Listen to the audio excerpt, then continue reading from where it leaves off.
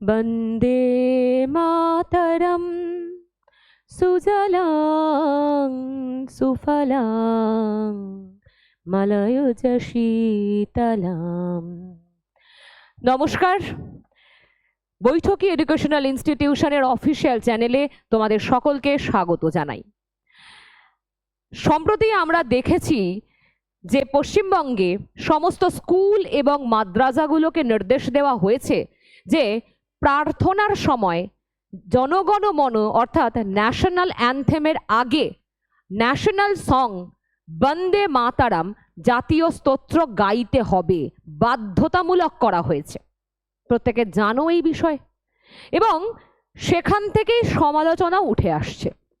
অনেকে বলছে কেন গাইব, এই যে নির্দেশ চাপিয়ে দেওয়া জোরপূর্বক, এটা সরকারের মোটেই ঠিক না। কোনো জায়গা থেকে ধর্মীয় ইস্যু উঠে আসছে, অনেকে বলছে এটা আসলে আমাদের ধর্মের দিক থেকে আঘাত করা। কেন বলছে এবং এই সমালোচনা কেন হচ্ছে, কি তার কারণ, সেই সমস্ত বিষয়টা আলোচনা করব এই ভিডিওতে। পাশাপাশি বলে রাখি, যেহেতু বাধ্যতামূলক হয়ে গেল বন্দে মাতারাম, ফলত এইবার এই গানটি সম্পর্কিত প্রশ্ন তোমাদের ইন্টারভিউ হোক অথবা তোমাদের যে সমস্ত চাকরির পরীক্ষা সেখানেও প্রশ্ন আসতে পারে।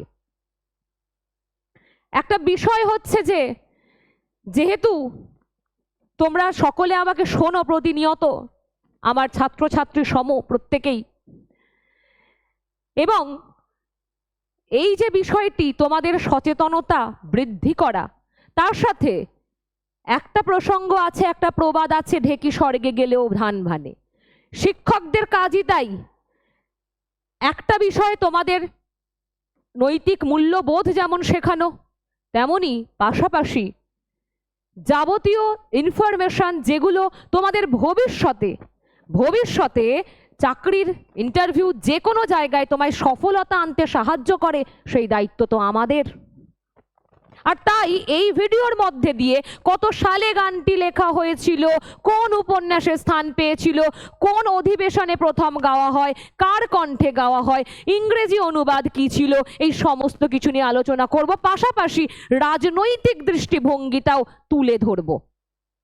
ওই যে বললাম, সামাজিক সচেতনতা এটারও প্রয়োজন আছে। তাহলে শুরু করি। প্রথম কি হয়েছিল? প্রথম আমরা যদি দেখি যে পয়লা অক্টোবর মন্ত্রিসভায় বন্দে মাতারামের 150তম বার্ষিকী উপলক্ষে দেশব্যাপী উদযাপনের অনুমোদন দিয়েছিল, এবং এই সময় থেকেই কিন্তু ভয়ঙ্কর সমালোচনার মুখোমুখি হয় গানটি। এই গানটি সেই সময় থেকে আলোচনার মধ্যে চলে আসে। 2025-এর অক্টোবর থেকে এখনো 26 এই সময় পর্বেও চলছে এই আলোচনা সমালোচনা। কিন্তু সত্যই বন্দে মাতারাম আমাদের অহংকারের, আমাদের গর্বের জিনিস।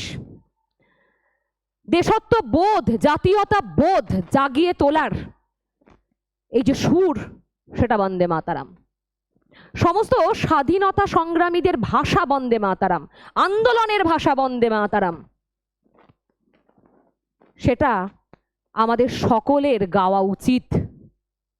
তারপর এই গানটি গাওয়ার উদ্দেশ্য কি, বা গানটি কেন বাধ্যতামূলক করা হলো স্কুল মাদ্রাসাগুলোতে? অবশ্যই এটা যে এই উদ্দেশ্য হলো নাগরিকদের, বিশেষ করে আমাদের তরুণ ও শিক্ষার্থীদের। শোনো, একটা কি আমাদের বিষয়ে বলা হয়, ছোট থেকে যেটা তুমি শিখবে, ছোটবেলায় ছেলেমেয়েরা যেমন শেখে তেমন হয় বড় হয়ে। ছোটবেলায় পরিবার দেখবে, যাদের যেমন পরিবার হয় সেই পরিবারের মানুষজনগুলোকে দেখে দেখে শেখে।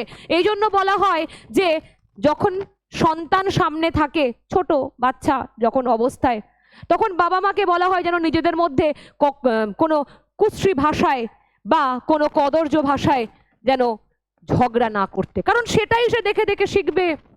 বাবা মায়ের স্বভাবের মতো সেই বাচ্চার স্বভাব তৈরি হয়। তাই ছোট থেকেই এই দেশত্ব বোধ তৈরি করাটা ভীষণ প্রয়োজন, ছোট থেকেই দরকার।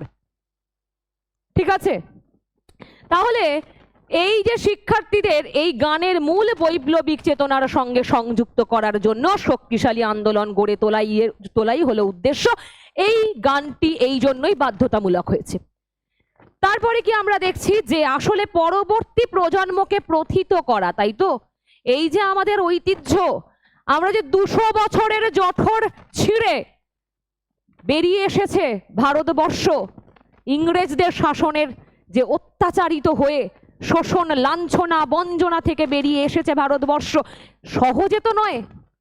অনেক রক্ত বলিদান দিতে হয়েছে, অনেক মানুষ প্রাণ দিয়েছে,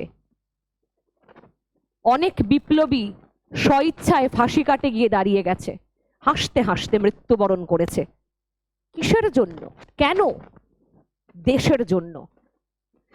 ফলত এই বিষয়টা সমস্ত যে তরুণ প্রজন্ম শিক্ষার্থীদের জানা প্রয়োজন। তারপরে আমরা এবার দেখি, সেটা হচ্ছে যে এই গানটি সম্পর্কে এবার কয়েকটি বিষয়। গানটি 1875 সালের 7ই নভেম্বর কাঁঠালপাড়ায় রচিত হয়েছিল। ঠিক আছে, কাঁঠালপাড়ায় ঋষি বঙ্কিমচন্দ্রের নিবাস বা বাড়ি ছিল, সেখানে রচিত হয়। কত সালে? 1875 সালে। আমরা আলোচনা করতে করতে একটু এই তথ্যগুলো জেনে নেব, আমাদের প্রয়োজন। তারপর রচনার অব্যবহিত পরে লেখক যদু ভট্টকে গানটিতে সুরারোপ করার জন্য অনুরোধ করে। এই যদু ভট্ট কিন্তু রবীন্দ্রনাথেরও সঙ্গীত গুরু ছিলেন, জেনে থাকবে তোমরা এই বিষয়ে। বন্দে মাতারাম বঙ্কিমচন্দ্র চট্টোপাধ্যায় 1882 সালে আনন্দমঠ উপন্যাসের অন্তর্ভুক্ত করেন এই গান। কত সালে? কোন উপন্যাসে? বিখ্যাত উপন্যাস আনন্দমঠ, সেই উপন্যাসে অন্তর্ভুক্ত হয় এই গান। ঠিক আছে, তারপর কি ভাষা ছিল দেখো? মিশ্র ভাষা, সংস্কৃত এবং বাংলা। তাহলে বাঙালি হয়ে তুমি গর্ববোধ করবে না? সংস্কৃত আমাদের ভারতবর্ষের আদি ভাষা। আমি এর আগেও বারবার বলেছি যে আসলে আমরা যখন কি ভাষাকে, কোন ভাষাকে অফিসিয়াল ভাষা রাখা হবে তাই নিয়ে খুব মারামারি করছিলাম, এ রাজ্য সে রাজ্য একসাথে দ্বন্দ্ব বিতণ্ডা, বাঘ বিতণ্ডা চলছিল, তখন আমরা সংস্কৃতর কথা একবার ভাবলাম না? সংস্কৃত, এই সংস্কৃতে আমাদের বেদ, উপনিষদ, মহাকাব্য সমস্ত রচিত হয়েছে। তাহলে আমাদের ভবিষ্যৎ প্রজন্মরাও বা আমরাও যদি বলি ছোট থেকে সংস্কৃত, সেই সংস্কৃতই আমরা সমস্ত কাব্যগ্রন্থ, সমস্ত মহাকাব্যগুলি, বেদ, উপনিষদ, পুরাণ পড়তে পারতাম তো।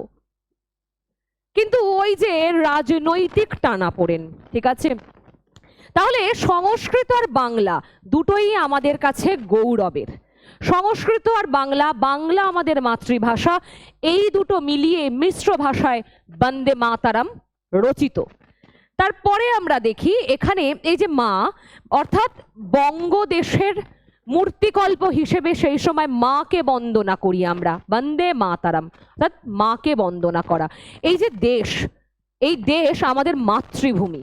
এই যে বহু ধর্ম, বহু বর্ণ, বহু ভাষাভাষী মানুষ আমরা একত্রিতভাবে বসবাস করি ভারতবর্ষে, একজন মাই তো পারে সবাইকে একসাথে নিয়ে তার সকল সন্তানদেরকে একসাথে করে রাখতে, ঐক্যবদ্ধভাবে রাখতে। ফলত এই দেশ আমাদের মাতৃভূমি, আমরা সবার আগে ভারতবাসী, তারপর আমার ধর্ম, তারপর আমার বর্ণ, তারপর আমার ভাষা, তারপর অন্য কিছু। ফলত ভারতবর্ষের সংস্কৃতি কিন্তু অন্য কোনো দেশের মতো গুলিয়ে ফেললে হবে না। আমাদের দেশের সংস্কৃতি, আমাদের দেশের ঐতিহ্য সম্পূর্ণ আলাদা, সেটা যারা ভারতবাসী তারাই বোঝে, অন্য দেশের মানুষ এসে এইটা বুঝতে পারবে না। তারপর আমরা দেখি যে ঋষি শ্রী অরবিন্দ ঘোষ বন্দে মাতারাম গানটিকে বঙ্গদেশের জাতীয় সঙ্গীত বলে উল্লেখ করে। তোমাদের যদি প্রশ্ন আসে এখান থেকে তোমরা উত্তরটা জেনে নিলে, ঠিক আছে। তারপরে কি যে ভারতের স্বাধীনতা আন্দোলনে এই গানটি বিশেষ গুরুত্বপূর্ণ ভূমিকা পালন করেছিল, প্রত্যেকে তো জানো এটা। বন্দে মাতারাম ছিল আন্দোলনের ভাষা, বিপ্লবীদের আন্দোলনের ভাষা, রক্ত গরম হয়ে যেত যে মানুষ শুনতো। আর সেই কারণেই ইংরেজরা বন্দে মাতরম উচ্চারণকেই বন্ধ করতে চেয়েছিল, কণ্ঠরোধ করতে চাওয়া হয়েছিল এই বাঙালিদেরই কণ্ঠরোধ করার চেষ্টা করেছিল। বন্দে মাতরম উচ্চারণ করলে কারারুদ্ধ করা হতো। ফলত এই যে গানটির মাহাত্ম্য আমাদের বুঝতে হবে, এই গানটির মাহাত্ম্য বুঝতে হবে, এবং এই গানটির জন্য অনেককে সত্যই কারারুদ্ধ করা হয়েছিল। আমি যখন ছোট ছিলাম আমার নিজের দাদুর কাছ থেকেও এই গল্প শুনেছিলাম যে বন্দে মাতরম উচ্চারণ করা যাবে না। তাহলে এই যে একটা ছোট্ট বাক্যের এতই জোর, একটা ছোট্ট বাক্যের এত জোর, উচ্চারণ করা যাবে না বন্দে মাতরম, এইটুকু শব্দ বলতে পারি আমরা, শব্দ সমষ্টি, তার এত জোর, এত প্রভাব, ইংরেজ সরকারও ভয় পেয়েছিল সে কারণে। ফলত সেই গান আমরা এখন গৌরবের সাথে কেন গাইব না? তারপর এরপরে যে বিষয়টি আছে যে এই সঙ্গীতটি প্রাথমিকভাবে মূলত অবিভক্ত বঙ্গকে নির্দেশ বোঝানো হয়েছিল এবং মা চরিত্রটি বঙ্গমাতা হিসেবে ধরা হয়। তার পরবর্তীতে কি হয়, 1896 সালে জাতীয় কংগ্রেসের অধিবেশনে প্রথম বন্দে মাতরম গানটি গাওয়া হয় রাজনৈতিক প্রেক্ষাপটে। আবার এই কংগ্রেসরাই এখন সমালোচনা করছে, কংগ্রেসের দলের মানুষেরা, বন্দে মাতরম জোর করে চাপিয়ে দেওয়া ঠিক নয়, অনেকের ধর্মীয় জায়গায় আঘাত লাগতে পারে। কেন এই যে সমালোচনা, আসবো সেই উত্তরটায় আসবো। তারাই তো প্রথম শুরু করেছিল। তারপরে প্রথম এই যে উক্ত অধিবেশনে গানটি পরিবেশন করেছিলেন স্বয়ং রবীন্দ্রনাথ ঠাকুর। আমাদের গর্বের যেন শেষ থাকে না, জনগণ মন অধি ন্যাশনাল অ্যান্থেম রবীন্দ্রনাথ ঠাকুরের লেখা, আবার ঋষি বঙ্কিমচন্দ্রের ন্যাশনাল সং বন্দে মাতরম, বাঙালি হয়ে গর্ব হচ্ছে তো। তারপর 1950 সালে রবীন্দ্রনাথ ঠাকুরের জনগণ মন অধিনায়ক জয় হে ভারতের জাতীয় সঙ্গীতের মর্যাদা লাভ করলে বন্দে মাতরম গানটিকে ভারতীয় প্রজাতন্ত্রের জাতীয় স্তোত্রের মর্যাদা দেয়া হয়। ঠিক আছে। তারপর তবে একাধিক ভারতীয় মুসলিম সংগঠন বন্দে মাতরম গাওয়ার বিরুদ্ধে ফতোয়া জারি করেছেন। তাদের মতে ভারত মাতার বন্দনা গীতি এই গানটির মূল ভাবনা ইসলাম নিষিদ্ধ পৌত্তলিকতার অনুসরণ করে, এখনো তাই হচ্ছে। এবং সেই সময় মুসলিম লীগের যে রাজনৈতিক প্রচেষ্টা, অর্থাৎ বন্দে মাতরমের যদি 6টি স্তবক গাইতে বলা হয়েছে, এর মধ্যেই শেষের দিকে আমরা দেখতে পাই যে মা দুর্গার কথা আছে, মা দুর্গার কথা আছে, তা দেবী দুর্গার কথা আছে বলে এই যে মুসলিম ধর্মের মানুষেরা তারা সেই সময়েও, অর্থাৎ যখন এই বন্দে মাতরম গাইতে তারা চায়নি, তখনও এই একই রাজনীতি হয়েছিল মুসলিম লীগ। এবং পরবর্তী সময়ে যদি দেখতে পাই আমরা, মুসলিম লীগ এই ইস্যুটা তুলে ধরে যে আসলে আমরা কখনোই, যেহেতু দেবী দুর্গা হিন্দুদের মূর্তি স্বরূপ এবং ইসলামপন্থী মানুষেরা মূর্তি পূজায় বিশ্বাস করেন না, এই যুগটি তখনও ছিল। ফলত তারা বলে যে মুসলিম লীগ যখন ছিল, নিখিল ভারত মুসলিম লীগ, তখনও কিন্তু একই প্রসঙ্গ উঠে আসে যে আমরা এই গান তো গাইব না। রাজনৈতিক জায়গাটি যে কতটা খারাপ হতে পারে সেটা এখান থেকে দেখা যায় সহজে। বিদ্বেষ তৈরি করার জন্য একটা ইস্যু প্রয়োজন, আর তার শিকার হয় সাধারণ মানুষ। ঠিক আছে। ফলে পরবর্তী সময় কংগ্রেস কিন্তু বলে যে ঠিক আছে, শুধু প্রথম 2টি স্তবক আমরা গাইব, সকলে গাইবে। সেটাতেও বিরোধিতা করা হয়, সেই সময় মুসলিম লীগ বিরোধিতা করে। স্বয়ং রবীন্দ্রনাথও বলে যে প্রথম দিকে কোনো ধর্মীয় বিষয় নেই, তারপরেও একই রকম বিষয় দাঁড়ায় যে না, গানটি গাওয়া হবে না, আমরা অন্য ধর্মাবলম্বী, এটা আমরা শুধু আল্লাহ ছাড়া কারোর সামনে মাথা নত করি না, ফলত এটা আমরা গাইব না। বিষয়টা হচ্ছে, বলছি যেটা, এই ধর্মাবলম্বীর এক শ্রেণীর মানুষ কিন্তু এটা বলে আগে আমাদের দেশ, তারপর আমাদের সংবিধান, তারপর আমাদের ধর্ম, যেটা আমরা প্রত্যেকে বলি। আমাদের দেশ, সংবিধান, তারপর তো ধর্ম। এক শ্রেণীর মানুষ এটাই বলে, ইসলাম ধর্মাবলম্বীর এক শ্রেণীর মানুষ, তাদের কাছে এই গানটি গাইতে কিন্তু কোনো অসুবিধা নেই। কিন্তু এক শ্রেণীর মানুষ যারা র্যাডিক্যাল ইসলামপন্থী, তারা কিন্তু এটা নিয়ে বিরোধিতা করে, এবং করা উচিত নয় কেন সেটাতে আসবো। ভিডিওটা সম্পূর্ণ দেখতে থাকো, তাহলে বুঝতে পারবে। চলো এইবার আমরা দেখি যে 1909 সালের শ্রী অরবিন্দ মাদার আই বো দ্য থি শিরোনামে বন্দে মাতারাম গানটির ইংরেজি অনুবাদ করে। তাহলে কি নামে অনুবাদ করে, কত সালে অনুবাদ করে? ঠিক আছে, বন্দে মাতারাম সঙ্গীতের প্রাচীনতম প্রাপ্ত অডিও রেকর্ডিং 1907 সালের, এবং সমগ্র বিংশ শতাব্দীতে গানটি প্রায় 100টি ভিন্ন সুরে রেকর্ড করা হয়েছিল। ইম্পর্টেন্ট বিষয়। তারপরে বলছে 2002 সালে বিবিসি ওয়ার্ল্ড সার্ভিস সর্বকালের সর্বশ্রেষ্ঠ 10টি জনপ্রিয় গান নির্বাচনের একটি আন্তর্জাতিক সমীক্ষা করে, এবং সেখানে 7000 গানের মধ্য থেকে হেমন্ত মুখোপাধ্যায়ের সুরপিত এই বন্দে মাতারাম গানটি বিশ্বের দ্বিতীয় জনপ্রিয়তম গান নির্বাচিত হয়। ঠিক আছে, তারপরে প্রথমে কলকাতা মহানগরীতে প্রধান প্রধান রাজনৈতিক সমাবেশে বন্দে মাতারাম ধ্বনি দেওয়া শুরু হয়। এই ধ্বনির তীব্র প্রতিক্রিয়ায় ভীত হয়ে একবার ব্রিটিশ সরকার জনসমক্ষে এই ধ্বনি উচ্চারণ নিষিদ্ধ করে দেয়। বাঙালিরাই তো প্রথম জেগে উঠেছিল, বাঙালিরাই তো ক্ষোভে ফেটে পড়েছিল, এই ইংরেজদের অত্যাচারের বিরুদ্ধে লড়াই করতে নেমেছিল। সব বাঙালি প্রথম বাঙালি করেছিল, এবং গোটা দেশ যে কথা একদিন পরে ভাবতো, বাঙালি একদিন আগে ভাবতে পারতো, এটাই বাঙালি ছিল। ফলত এটা আমাদের আত্মার সঙ্গে সম্পর্কিত, আত্মিক যোগ বন্দে মাতারামের সাথে বাঙালিদের স্পেসিফিক্যালি। তারপরে দেখি আমরা, তারপরে কি বলা হচ্ছে যে অনেক স্বাধীনতা সংগ্রামী বন্দে মাতারাম ধ্বনি দেওয়ার অপরাধে গ্রেপ্তার হয়েছিল। বললাম 1896 সালে বিডন স্কোয়ারে অনুষ্ঠিত জাতীয় কংগ্রেসে অধিবেশনে রবীন্দ্রনাথ গানটি গেয়েছিলেন। বললাম 5 বছর বাদে 1901 সালের কংগ্রেসের কলকাতা অধিবেশনে গানটি পরিবেশন করেন দক্ষিণারঞ্জন সেন। তাহলে রবীন্দ্রনাথ তো সেই সময় গিয়েছিলেন, ঠিক আছে। তার পরবর্তীতে 1901 সালে কে? 1905 সালে বারাণসী অধিবেশনে কংগ্রেসের, একই কথা। তখন সরলা দেবী চৌধুরানী গানটি ওই অধিবেশনে গানটি পরিবেশন করেছিলেন। তারপরে দেখো লালা লাজপত রায় লাহোর থেকে বন্দে মাতারাম নামক একটি সাময়িক পত্র প্রকাশ করতেন, ঠিক আছে। তখন তো আমরা অখণ্ড ভারত ছিলাম, বাংলাদেশ, পাকিস্তান, ভারত এক ছিলাম, এবং এই যে বাংলাদেশ আর আমাদের পশ্চিমবঙ্গ, অখণ্ড বঙ্গ একসাথে মিলে এই বাঙালি সব থেকে বেশি লড়াই করেছিল, সবার আগে জেগে উঠেছিল, সবার আগে সশস্ত্র আন্দোলনে যোগদান করেছিল। একই তো কথা, আমরা নেতাজিকে কি ভুলে যাব? তারপর দেখি যে 1905 সালে হীরালাল সেন ভারতের প্রথম রাজনৈতিক চলচ্চিত্রটি নির্মাণ করেছিলেন, এবং সেই সময়ে এই গানটি সমাপ্তিতে রাখা হয়েছিল।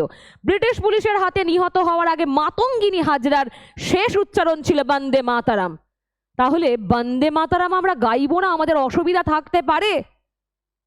এক বিন্দু থাকতে পারে না। তারপরে 1907 সালের মাদাম ভিকাজি কামা ভারতের প্রথম জাতীয় পতাকার যে রূপদান করেছিলেন, তার মাঝের ব্র্যান্ডে দেবনগরী হরপে বন্দে মাতারাম লেখা ছিল। এখনো তোমরা গুগল সার্চ করলে ওই পতাকাতে দেখতে পাবে দেবনগরীতে মাঝখানে বন্দে মাতারাম লেখা, ঠিক আছে। তারপরে কি বলছে এরপরে? এখন এইবার সম্প্রতি কি হলো? সম্প্রতি হলো আমাদের জনগণ মনায়ধির পাশাপাশি স্কুলে অবশ্যই প্রার্থনা সঙ্গীতের গাইতে হবে বন্দে মাতারাম, এবং বলা হচ্ছে যে রাষ্ট্রগান হিসেবে পরিচিত বন্দে মাতারাম রচনার 150 বছর উদযাপনের সময় এ রাজ্যে এই নির্দেশ কার্যকর হতে চলেছিল। এবং আমরা দেখতে পেলাম যে নতুন সরকারে, বিজেপি সরকার আসার পর, মুখ্যমন্ত্রী শুভেন্দু অধিকারী আসার পর সমস্ত সরকারি স্কুল, সরকারি এডেড স্কুল, এই সমস্ত স্কুল এবং মাদ্রাসাগুলোতে একেবারে নির্দেশিকা জারি হয়ে গেল বন্দে মাতারাম গাইতে হবে। এবার কি হলো? তাহলে রাজ্য সরকারের সংখ্যালঘু বিষয়ক ও মাদ্রাসা শিক্ষা দপ্তরের আওতাধীনে মাদ্রাসা অধিদপ্তর থেকে জারি করা সর্বশেষ আদেশে বলা হয়েছে পশ্চিমবঙ্গের সমস্ত স্বীকৃত সরকারি সহায়প্রাপ্ত এবং বেসরকারি মাদ্রাসাগুলোর ক্ষেত্রেই নতুন নিয়ম চালু হবে। এবার একটা বিষয় আসি, যেটা প্রথম শুরু করলাম, যে রাজনৈতিক বাক বিতণ্ডা। একটা বিষয় হচ্ছে যে যদি আমরা ধরে নিই যে একদম ছোট বয়স থেকে, স্কুল মানে অবশ্যই তাদের বয়সটা তো অনেকটা কম, সেই সমস্ত বাচ্চাদের, শিক্ষার্থীদের একদম গোড়া থেকে দেশত্ববোধ জাগিয়ে তোলাটা ভীষণ প্রয়োজন, অন্ততপক্ষে আজকের দিনে দাঁড়িয়ে ভীষণ প্রয়োজন। যদি বলি এই যে বাংলাদেশ থেকে অনেক অনেক অনেক মানুষ ভারতবর্ষে এসেছে, থেকেছে, পুরোপুরিভাবেই থেকে গেছে, পরবর্তী সময়ে তাদের বাচ্চা কাচ্চা হয়েছে, তারা বড় হয়েছে, তারা নানান জায়গায় চাকরিও করছে, সেই সমস্ত মানুষগুলোকে তো আর বার করে দেওয়া সম্ভব নয়, অনেকটা হলেও সবটা সম্ভব নয়, কিছু ক্ষেত্রে তো তারা থাকবে। তাহলে তাদের মধ্যেও তো ভারত প্রেম, ভারতবর্ষের জাতীয়তাবোধ প্রবেশ করাতে হবে। সেই সমস্ত মানুষদের, তাদের যে সন্তানরা আছে তাদের ক্ষেত্রে ভারতই আমার দেশ, এটা তো বোঝাতে হবে। এবং অনেকেই এরকম আছে যারা বাংলাদেশ থেকে এসেছে কিন্তু অন্য ধর্মাবলম্বী, তাদের ক্ষেত্রে তো আরো বেশি করেও প্রয়োজন। ভারতবর্ষ আমার দেশ, আমার মাতৃসম ভারতবর্ষ, সে যতটা নিজের মাকে ভালোবাসে দেশকেও ততটাই ভালোবাসবে। না, আমি বলছি না শুধু একটা গান গেয়েই ভালোবাসা প্রকাশিত হয়, কিন্তু অবশ্যই কিছু তো হয়। ছোট বয়সে যেটা ছেলেমেয়েরা শেখে সেটাই বড় বয়সে ফলপ্রসূ হয়। ফলত এই যে দেশত্ব প্রেম তাদের মধ্যে একটু একটু করে চেতনা জাগাবে, এটুকু সকলে আমরা জানি। এর পাশাপাশি কি যদি বলা হয় যে আসলে মাকে বন্দনা করা অন্য ধর্মাবলম্বীর মানুষ বা ইসলামপন্থী মানুষ তারা বলবেন কেন, তাদের কাছে তো একজনই মাত্র আল্লাহ ছাড়া তারা কারোর কাছে মাথা নত করে না। এটা তো মাথা নত করা নয় প্রথমত, কারণ এটা শুধুমাত্র মায়ের প্রতি যে ভালোবাসা, আমাদের মাতৃভূমির প্রতি ভালোবাসা। আর দ্বিতীয় বিষয়, যদি সেভাবেই দেখা হয় তাহলে গান গাওয়াটাও কিন্তু ইসলাম ধর্মের বৈধ নয়। এবং সেই কারণে যদি আমরা একটু আগের বছরের দিকে তাকাই, সেখানেও দেখতে পাবো যে এই যে গান তাদের ধর্মে নাকি স্বীকৃত নয়, সেই কারণে ছায়ানটের মতো প্রতিষ্ঠান সেটাকেও ধ্বংস করা হয়েছিল। তাহলে তো গানও বন্ধ করে দিতে হবে এবং আমাদের পিছিয়ে যেতে হবে বহু বহু বহু বছর আগে।